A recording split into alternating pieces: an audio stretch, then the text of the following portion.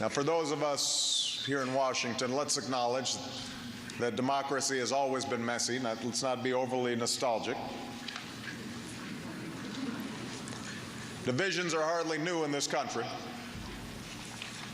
Arguments about the proper role of government, the relationship between liberty and equality, our obligations to our fellow citizens, these things have been with us since our founding.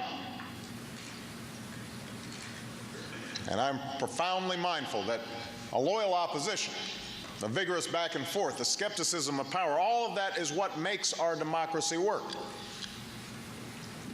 And we've seen actually some improvement in some circumstances. We haven't seen any canings on the floor of the Senate anytime recently.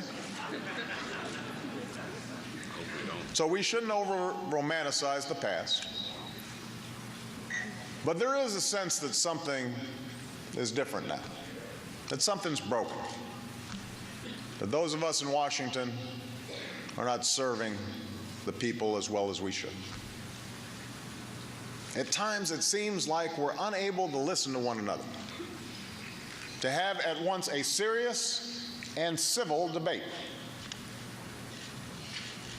And this erosion of civility in the public square sows division and distrust among our citizens.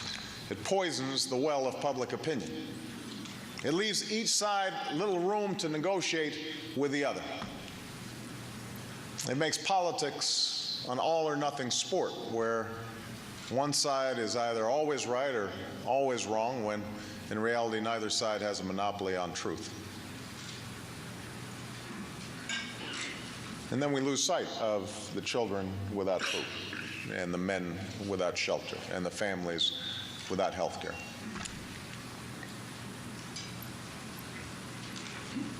Empowered by faith, consistently, prayerfully, we need to find our way back to civility. And that begins with stepping out of our comfort zones in an effort to bridge divisions. We see that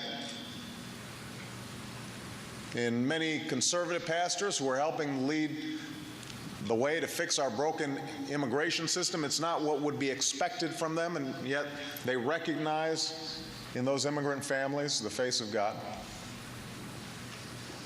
We see that in the evangelical leaders who are rallying their congregations to protect our planet. We see it in the increasing recognition among progressives that government can't solve all of our problems. And they're talking about values like responsible fatherhood and healthy marriage are integral to any anti-poverty agenda. Stretching out of our dogmas, our prescribed roles along the political spectrum, that can help us regain a sense of civility. Civility also requires relearning how to disagree without being disagreeable. Understanding, as President said, that civility is not a sign of weakness. Now, I am the first to confess I'm not always right. Michelle will testify to that. But surely you can question my policies without questioning my faith, or for that matter, my citizenship.